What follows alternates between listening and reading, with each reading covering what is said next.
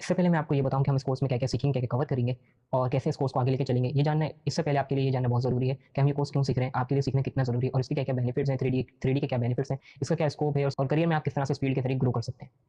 पहली बात तो ये है कि जैसे कि आपके इल्म में होगा कि इसके अंदर पर आप सबके लिए free of cost skill based course provide किए जा रहे हैं, जिसके ज़रिए आप खुद सीख सकते हैं और दूसरों को सिखा सकते हैं और अपना एक करियर लेवल क्रिएट कर सकते हैं।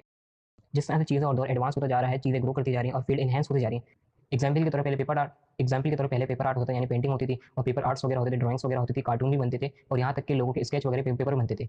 वक्त के साथ पेपर आर्ट ग्राफिक्स में आर्ट में तब्दील हो गया। पेपर आर्ट पेंटिंग अब भी है, पर डिजिटल दौर ज़्यादा है। पेंटिंग की जगह जहाँ ग्राफिक्स और इलस्ट्रेशन ने ले ली पेंटिंग की जगह जहाँ ग्राफिक्स और इलस्ट्रेशन ने ले ली, जो काम हाथ से होते थे वो अब काम कंप्यूटर ग्राफिक्स वगैरह पर, प्रिंटिंग मशीन वगैरह पे होते हैं। इसी के साथ मल्टीपल पिक्चर्स और फ्रेम को कंबाइन करके एक वीडियो फॉर्म बनाई जाती थी, 2D कार्टून्स वगैरह बनाए जाते थे और जिस कार्टून को हम एक एंगल से एक साइड से 2D कार्टून्स वगैरह को हम देखते थे, वही अब हम 3D कार्टून्स वगैरह के अंदर देखने लगे। इसी के साथ फील्ड इन्हांस होती गई, फिल्म वगैरह वक्त के साथ साथ 3D फिल्म्स वगैरह, एडवर्टाइजमेंट वगैरह, प्रोडक्शन वगैरह, वीएफएक्स और साथ ही virtual reality, AR, VR, augmented reality, interior, future realistic वगैरह, एक्सटीरियर्स, कंस्ट्रक्शंस वगैरह, गेम्स और बहुत सी चीज़ें इसके अंदर एडवांस होती गई।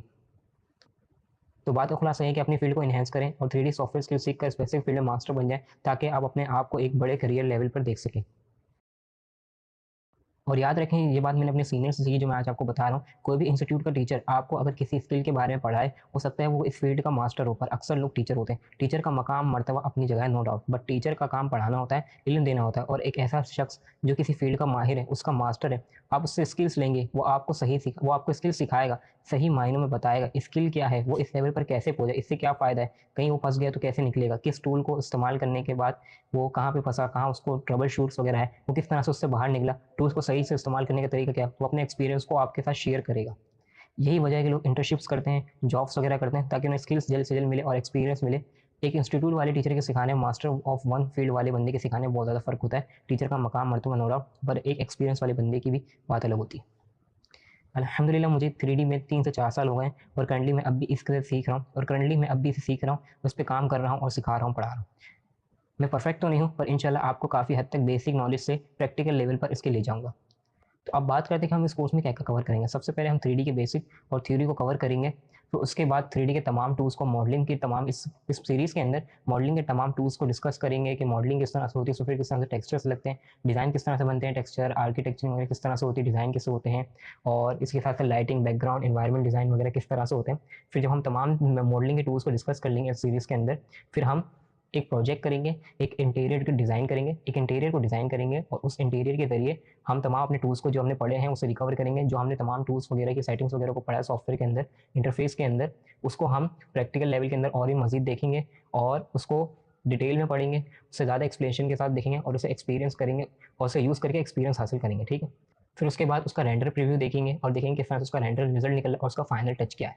अब थोड़ा सा 3D के बारे में जान लेते हैं, सॉफ्टवेयर के बारे में। 3D थ्री डायमेंशनल फॉर्म है। गूगल से आप इसके बारे में सर्च करेंगे तो आपको बहुत सी इसकी डेफिनेशन मिल जाएंगी।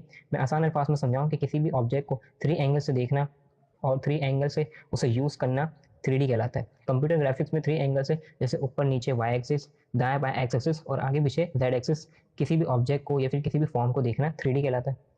ऑटोडेस्क माया सॉफ्टवेयर क्या है? ऑटोडेस्क माया इंडस्ट्री लेवल का सॉफ्टवेयर है, जो पहले आर्किटेक्चरिंग, मैकेनिकल और इंजीनियर फील्ड के लिए यूज़ होता था। फिर एडवांस होते होते ये film industry, gaming industry, VFX making, production, advertisement, AR, VR और एआई रोबोटिक्स जैसे टूल्स के लिए भी यूज़ होने लगा। इसके इतने ज़्यादा एडवांस होने की वजह से, ज़्यादा यूज़फुल होने की वजह से इसे मदर ऑफ 3D सॉफ्टवेयर भी कहा जाता है। स्केच पैड के बाद दूसरा जो बड़े लेवल का सॉफ्टवेयर है 3D का, वो यही है।